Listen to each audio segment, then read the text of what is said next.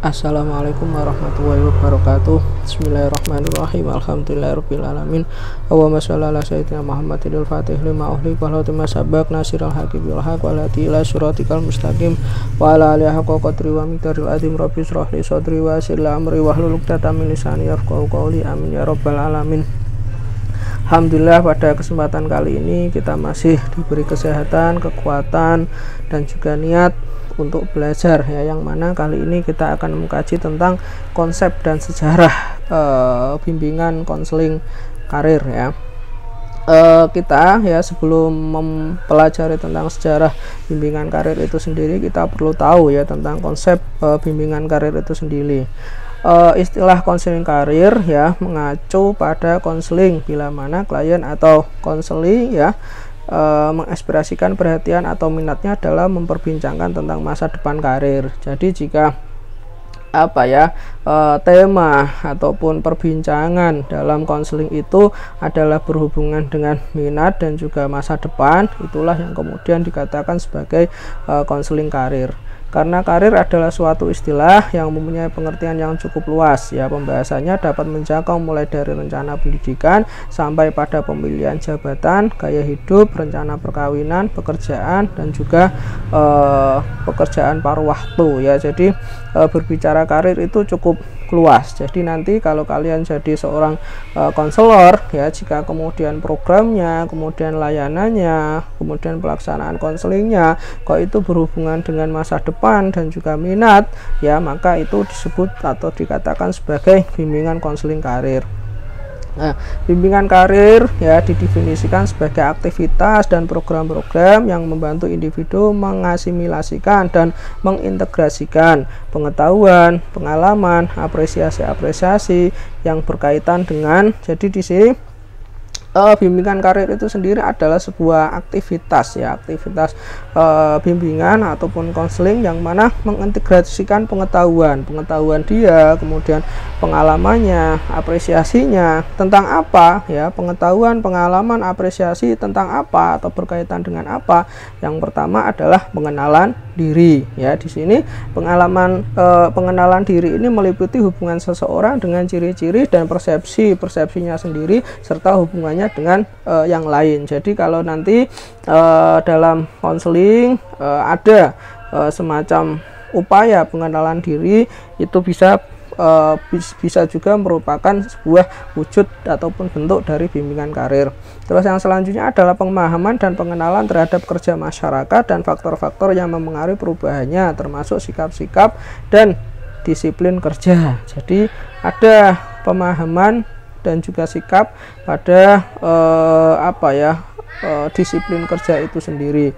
Terus yang selanjutnya adalah kesadaran waktu luang yang biasa berperan dalam kehidupan seseorang. Jadi bimbingan karir itu baik itu nanti pengetahuannya, pengalamannya, apresiasinya itu berhubungan dengan kesadaran waktu luang. Terus yang selanjutnya adalah pemahaman akan perlunya banyaknya faktor yang harus dipertimbangkan dalam perencanaan karir. Jadi di dalam bimbingan karir itu nanti akan membahas tentang perencanaan karir. Terus yang selanjutnya pemahaman terhadap informasi dan pemenuhan diri dalam pekerjaan atau waktu luang. Jadi pemahaman terhadap informasi, terus kemudian pemenahan diri ya terhadap pekerjaan dan juga waktu luang dari konseling itu sendiri. Terus mempelajari dan menerapkan proses pengambilan keputusan karir. Jadi di dalam bimbingan karir nanti ada yang namanya proses pengambilan keputusan karir.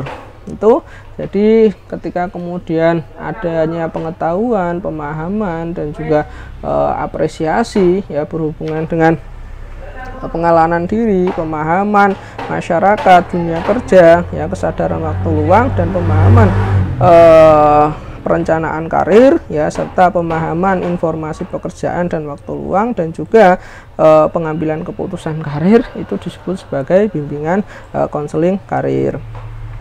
Yang selanjutnya adalah bimbingan konseling karir menurut para ahli ya. Menurut Super ya, BK karir adalah sebagai proses membantu seseorang mengembangkan dan menerima gambaran diri yang terintegrasi dan adekuat dan peranannya dalam dunia kerja.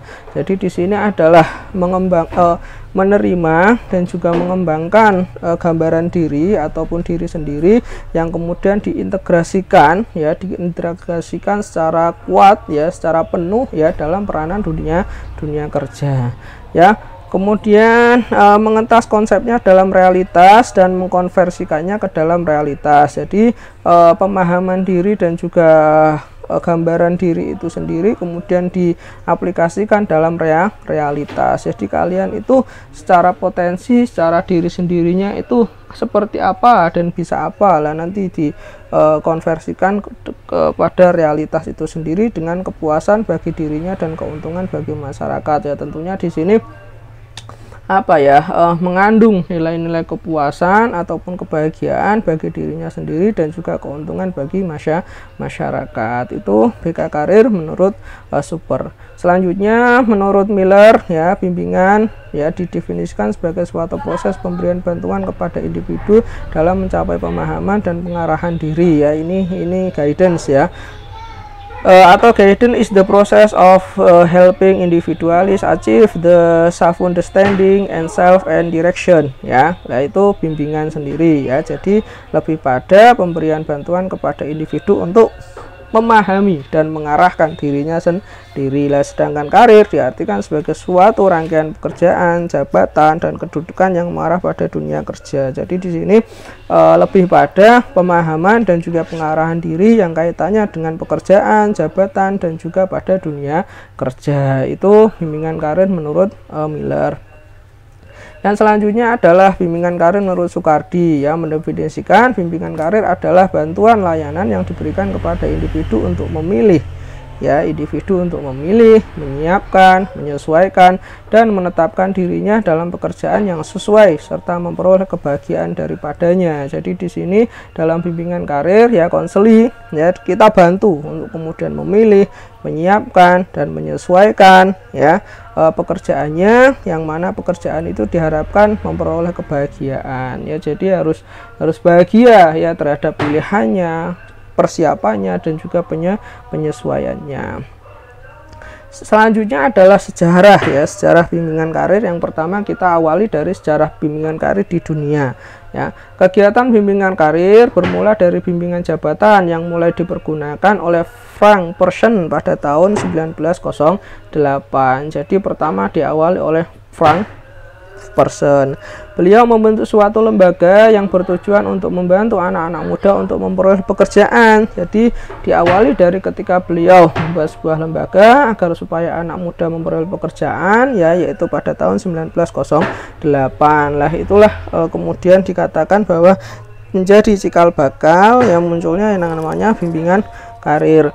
Terus pada saat itu bimbingan karir dipandang sebagai salah satu cara untuk mendapatkan pekerjaan ya, dengan cara mencocokkan diri dan faktor individu dengan ciri-ciri dan faktor pekerjaan yang ada di lingkungannya. Jadi bimbingan karir pada saat itu istilahnya dipandang oleh masyarakat sebagai salah satu cara agar seseorang itu bisa memperoleh pekerjaan, karena di sini di dalam bimbingan karir ya pada saat itu adalah mencoba untuk mencocokkan diri sendiri ya, memahami dan juga menggambarkan dirinya sendiri, terus kemudian dicocokkan dengan pekerjaan yang ada di lingkungannya, sehingga kemudian menjadi salah satu cara agar supaya bisa mendapatkan pekerjaan. Nah, pada awalnya penggunaan istilah vocational guidance ya lebih merujuk pada usaha membantu individu dalam memilih dan mempersiapkan suatu pekerjaan. Jadi istilah vocational guidance ataupun bimbingan karir ya itu lebih pada membantu ya, memilih dan juga mempersiapkan pekerjaan, termasuk di dalamnya berupaya mempersiapkan kemampuan yang diperlukan untuk memasuki dunia suatu pekerjaan. Jadi membantu individu memilih, mempersiapkan dan juga kemampuannya itu betul-betul dipersiapkan ya, dipersiapkan untuk kemudian memasuki dunia kerja yang diperlukan oleh dunia kerja. Selanjutnya selama ini ya Frank Person tadi ya, bapak bimbingan karir ataupun pencetus bimbingan karir tadi, dikenal sebagai tokoh dalam merintis bimbingan karir ya. Sejak 1000 tahun sebelum beliau mengembangkan gagasan itu, sebelumnya telah ditemukan basroh bahwa ada tokoh tokoh Islam klasik yang merintis kegiatan yang berkaitan dengan 3 variabel dalam pengambilan keputusan karir. Jadi ternyata sebelum Frank Person tadi ya sudah ada tokoh-tokoh Islam yang kemudian merintis ya kegiatan-kegiatan yang berhubungan dengan 3 variabel dalam pengambilan keputusan karir tadi. Jadi memang sudah lama. Oleh karena itu praktik-praktik cara mencocokkan ciri-ciri individu dengan ciri pekerjaan yang berlangsung sejak lama, namun kala itu belum disebut sebagai bimbingan karir. Jadi pencocokan antara diri ya dengan suatu pekerjaan ya itu sudah berlangsung lama ya, di tokoh-tokoh Islam juga sudah mengenal itu, namun itu saat itu belum disebut sebagai bimbingan karir. Sekarang ini ya latar belakang bimbingan karir. Jadi apa yang kemudian terjadi pada saat itu sehingga kemudian muncul yang namanya bimbingan karir. Yang pertama adalah keadaan ekonomi. Jadi dari keadaan ekonomilah melatar belakangi seseorang agar supaya mereka melakukan yang namanya bimbingan karir, yaitu pemahaman diri, ya penggambaran diri, dan juga yang kemudian diintegrasikan ya, dikonversikan dalam dunia pekerjaan ya, karena keadaan ekonomi tersebut muncullah kemudian yang namanya bimbingan karir. Terus kemudian keadaan sosial seperti urbanisasi, jadi perpindahan masyarakat dari satu tempat ke tempat yang lain, ini juga mempengaruhi ya munculnya yang namanya bimbingan karir. Terus kondisi ideologis ya, seperti adanya kegelisahan untuk membentuk kembali dan menyebarkan pemikiran tentang kemampuan seseorang dalam rangka meningkatkan kemampuan diri dan statusnya. Jadi ada semacam kondisi ideologis pada saat itu ya yang dialami oleh masyarakat dalam rangka meningkatkan kemampuan dan juga status sosial dirinya, sehingga kemudian muncullah yang namanya bimbingan karir. Yang selanjutnya adalah perkembangan ilmu, khususnya dalam bidang ilmu psikofisik dan psikologi eksperimental. Jadi perkembangan ilmu psikologi ya itu juga mempengaruhi munculnya yang namanya bimbingan karir. Nah, atas dasar kondisi tersebut maka muncullah gerakan vocational guidance yang kemudian tersebarlah ke seluruh negara termasuk ke Indonesia. Jadi faktor ekonomi, sosial, ya urbanisasi, kondisi ideologis ya untuk meningkatkan kemampuan dan status sosial, perkembangan ilmu. Nah, itulah yang kemudian menjadi latar belakang munculnya bimbingan karir, sehingga kemudian vocational guidance ya itu bisa tersebar ke seluruh dunia dan bahkan masuk ke Indonesia. Selanjutnya ya perkembangan penggunaan bimbingan karir, seperti pada tahun 1911 dibentuk Biro Jabatan dengan editor-editor Frederick C. Allen yang menerbitkan Vocational Guidance Newsletter sebagai jurnal pertama yang kemudian berganti menjadi Vocational Guidance Magazine, kemudian Occupation Guidance, dan diolah lagi menjadi Personal of Guidance Journal. Jadi perkembangan bimbingan karir itu sendiri tidak hanya dalam rangka praktis tapi juga dalam rangka bidang keilmuan, sehingga pada tahun 1911 itu dibentuklah sebuah lembaga penerbitan yang kemudian secara spesifik khusus membahas yang namanya bimbingan karir ya, walaupun di sini kemudian terdapat mengalami berbagai macam perubahan secara nama ya, dari Vocational Guidance Newsletter, kemudian Vocational Guidance Magazine, kemudian Occupation Guidance, dan kemudian menjadi Personal and Guidance Journal ya.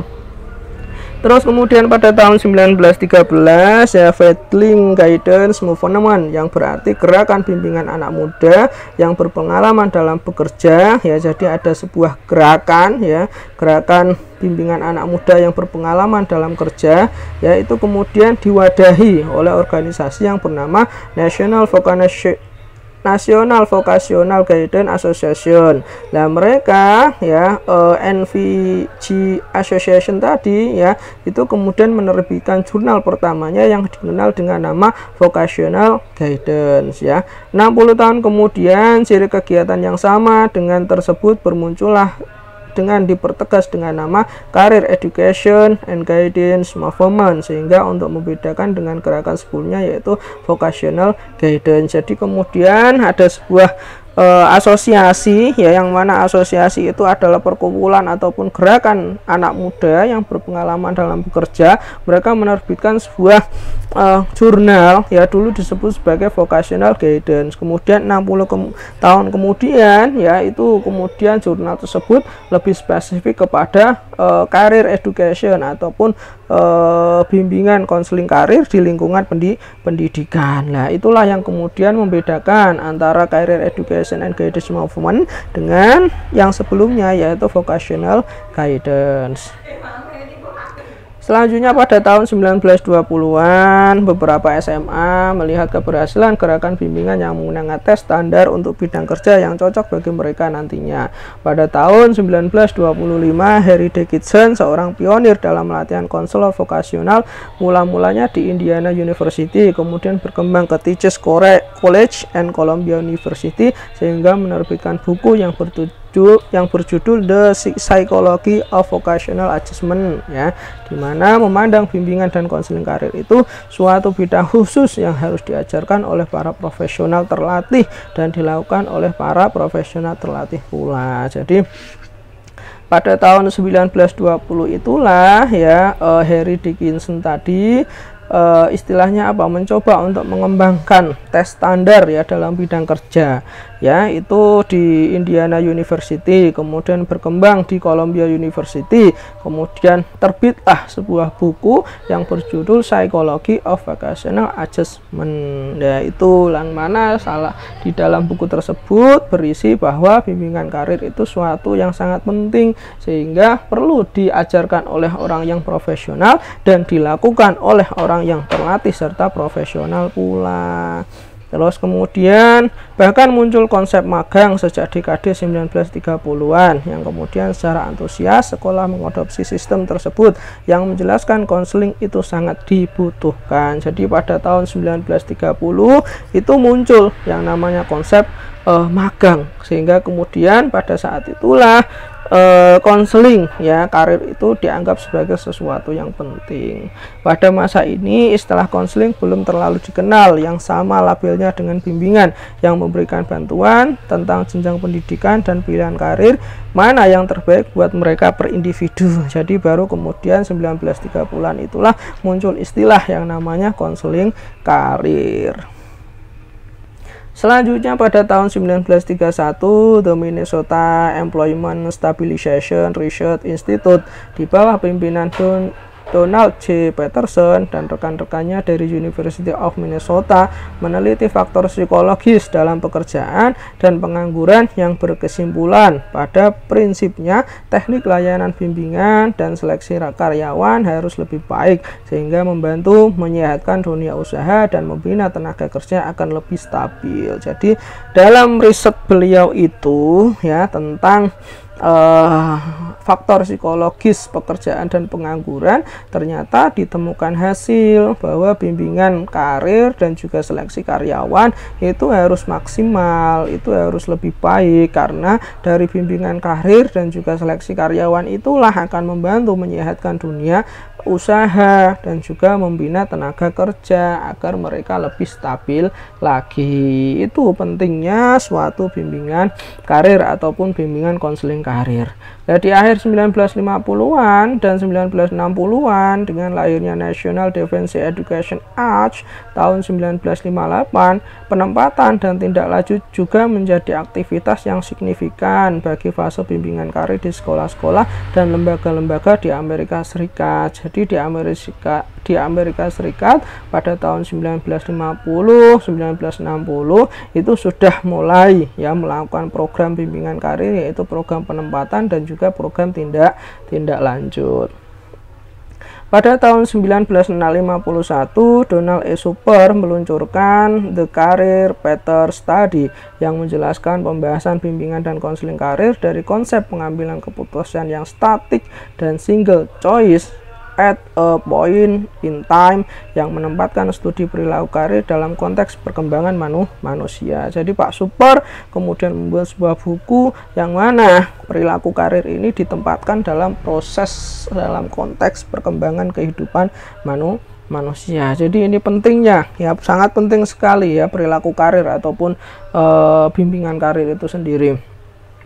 Pada masa ini dikenal dengan National Defense Education Act, yaitu September 1958, di mana merupakan suatu tonggak penting dalam pendidikan di Amerika karena monumen kesuksesan gerakan bimbingan demi memaksimalkan fungsi pendidikan dan proses dalam bimbingan tersebut. Jadi adanya bimbingan karir itulah ya kemudian menjadi tonggak penting dalam dunia pendidikan di Amerika. Di tahun 1960-an terbit Statement of Policy for Secondary School Counselor dari Asosiasi Konselor Sekolah, di mana tidak cukup memahami dinamika anak muda saja, tetapi bagaimana semua generasi dewasa berusaha menyesuaikan diri dengan perubahan cepat teknologi dan sistem dunia.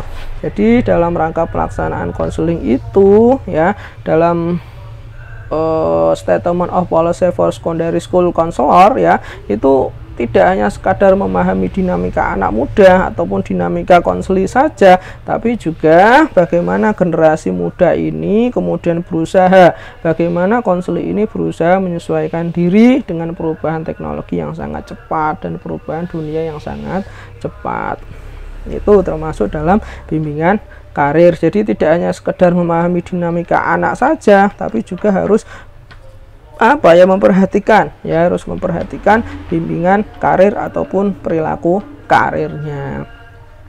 Kemudian pada tahun 1964 terbitlah publikasi The National Vocational Guidance Association yang berjudul Man in the World at Work, yang disunting oleh Gary Burrow, yang menggambarkan dimulainya membangun kembali bimbingan dan konseling karir yang telah ketinggalan jauh dari psikologi vokasional sejak tahun 1950-an. Jadi di situ mulai muncul semangat ya dari para konselor ya, khususnya Gary Burrow, untuk kemudian membangun kembali konseling karir yang memang tertinggal dari psikologi vokasional ataupun psikologi karir.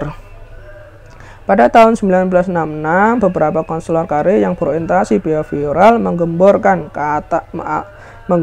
ataupun mengatakan revolusi dalam konseling. Jadi harus ada revolusi dalam konseling, khususnya memasukkan bimbingan karir dalam sebuah proses konseling. Nah, mereka tokoh Kulmbot mencoba teknik baru dalam pengambilan keputusan karir, termasuk konselor modeling, goal setting, dan juga reinforcement. Jadi tokoh Noah Kulmbot ini mencoba untuk mencoba teknik-teknik baru ya dalam bimbingan konseling karir, yaitu modeling, goal setting, dan juga reinforcement. Namun di tahun 1971, Departemen Pendidikan Amerika Serikat lewat Komisioner Pendidikan saat itu, Sidney P. Marland Jr. mengalokasikan lebih dari $9 juta dana untuk riset dan proyek pengembangan yang berfokus pada penempatan model pendidikan karir yang komprehensif. Jadi sangat penting ya, bahkan Amerika sendiri sangat memperhatikan itu ya, yang namanya bimbingan karir, sehingga kemudian mereka rela mengucurkan dana yang sangat besar untuk kemudian dijadikan sebagai riset dan juga proyek dalam pengembangan pendidikan karir. Nah, melalui undang-undang ini, konsep pendidikan karir sebagaimana tanggung jawab semua sekolah diresmikan. Jadi mulai pendidikan karir itu mulai diresmikan di semua sekolah, dan konselor bukan lagi satu-satunya profesional yang mengembangkan tugas menyediakan konseling dan bimbingan karir untuk siswa-siswa di sekolah. Jadi konselor menjadi istilahnya orang yang profesional ya, yang mengemban tugas menyediakan konseling karir di sekolah ataupun kepada siswa-siswa. Selanjutnya pada tahun 1973, National Commission on the Reform of Secondary Education menerbitkan laporan yang merekomendasikan pemfungsian konselor SMP untuk memfokuskan bimbingan kepada arah penempatan pendidikan sesuai dengan karir terbaik yang bisa atau ingin diraih nantinya. Jadi pada tahun 73 itu bimbingan karir mulai diterapkan di jenjang sekolah menengah pertama ataupun SMP. Pada masa ini juga muncul instrumen yang bernama Career Maturity Inventory yang kemudian direvisi pada tahun 1978 sebagai suatu model hierarkis dari kematangan karir yang didasarkan pada isi dan proses pilihan karir yang sebelumnya. Jadi muncul instrumen tentang karir pada 1978 dalam rangka memudahkan kita untuk mengetahui kecenderungan karir, keputusan karir, dan juga melaksanakan bimbingan konseling karir. Di tahun 1990-an, sebuah kecenderungan yang muncul sekali lagi mengakui konselor sebagai profesional utama menyediakan bimbingan dan konseling karir. Jadi pada tahun 1990 itulah konselor diakui sebagai seorang profesional yang kemudian menyediakan bimbingan karir. Contohnya di tahun 1994, Kongres Amerika Serikat mengakui peran konselor menyediakan bantuan karir dengan diberlakukannya School to Work Opportunities Act. Ya, jadi dari itulah ya konselor diakui bahwa konselor itu dapat melakukan secara profesional, dapat melakukan bimbingan karir. Undang-undang ini menyediakan sebuah kerangka kerja di semua negara bagian dengan konseling karir sebagai prioritas tertinggi. Jadi undang-undang itu menjadikan bimbingan karir itu sebagai prioritas tertinggi. Kecenderungan tambahan mencakup pula perkembangan dan pengakuan terhadap spesialis konseling karir dan pembangunan pusat-pusat karir untuk populasi tertentu seperti mahasiswa, akademik, wanita, kaum minoritas, dan para pensiunan. Jadi pada saat itulah ya bimbingan karir itu tidak hanya sekedar diberikan kepada peserta didik atau siswa saja, tapi juga diberikan kepada mahasiswa, akademisi, wanita, dan juga kaum minoritas serta kaum pensiunan.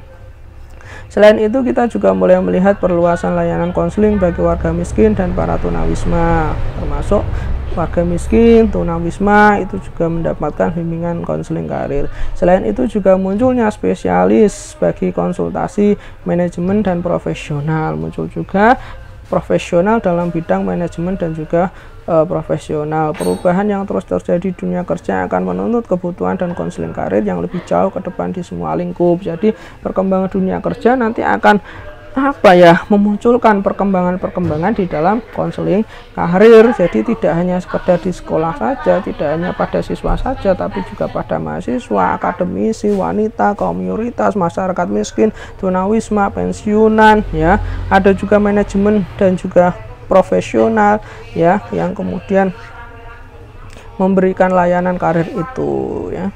Kemudian yang selanjutnya, yang terakhir adalah BK di Indonesia. Perkembangan BK di Indonesia, BK karir maksudnya ya. Perkembangan BK karir di Indonesia tidak sama dengan perkembangan BK di Amerika. Perkembangan BK di Amerika dimulai dari usaha perorangan dan pihak swasta, kemudian berangsur-angsur menjadi usaha pemerintah. Jadi kalau kita lihat ya perkembangan bimbingan konseling ya, khususnya konseling karir itu memang dimulai dari perorangan tadi ya, Patrick Person tadi, terus dan juga tokoh-tokoh yang lain, serta kemudian beberapa perusahaan atau pihak swasta. Kemudian berangsur-angsur ya diadopsi ataupun diperhatikan oleh pemerintah. Sementara di Indonesia perkembangannya dimulai dengan kegiatan di sekolah dan usaha-usaha pemerintah. Jadi kalau di Indonesia perkembangan bimbingan konseling, khususnya konseling karir, yaitu lebih pada dimulai di sekolah dan kemudian istilahnya pemerintah berupaya ataupun melakukan usaha-usaha dalam rangka bimbingan konseling itu. Nah, bimbingan konseling di Indonesia telah mulai dibicarakan secara terbuka sejak tahun 1962. Hal ini ditandai dengan adanya perubahan sistem pendidikan di SMA, yaitu terjadinya perubahan nama menjadi SMA Gaya Baru yang berubahnya waktu penjurusan yang awalnya di kelas 1 menjadi kelas 2. Program penjurusan ini merupakan respon akan kebutuhan menyalurkan para siswa ke jurusan yang tepat bagi dirinya secara perorangan. Nah, berbicara tentang bimbingan konseling karir tidak lepas dari perkembangan bimbingan konseling itu sendiri. Lah, bimbingan konseling itu mulai dibicarakan sejak tahun 1962 dengan adanya SMA Gaya Baru, yang mana pada saat itu di dalam SMA Gaya Baru itu mulai ada yang namanya kelas penjurusan. Jadi mulai ada upaya bimbingan karir.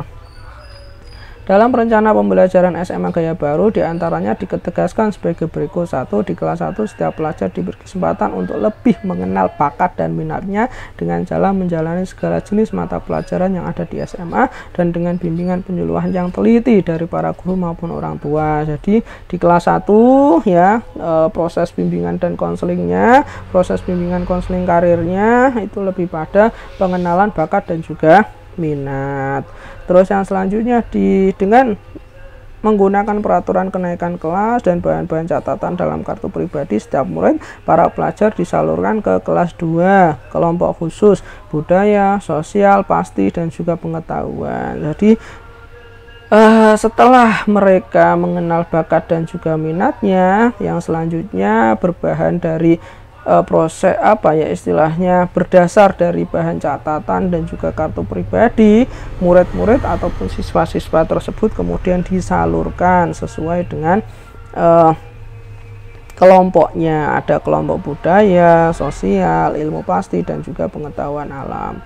Yang ketiga, untuk kepentingan tersebut maka pengisian kartu pribadi siswa atau murid harus dilaksanakan seteliti-telitinya. Jadi karena kartu pribadi ini menjadi dasar dalam rangka penyaluran siswa ya ke kelompok khusus itu, maka pengisian kartu pribadi itu harus dilaksanakan secara teliti. Nah, pada tahun 1960, tepatnya pada tanggal 20 sampai tanggal 24 Agustus diadakan konferensi FKIP seluruh Indonesia dan telah diputuskan bahwa bimbingan dan penyuluhan dimasukkan dalam kurikulum FKIP.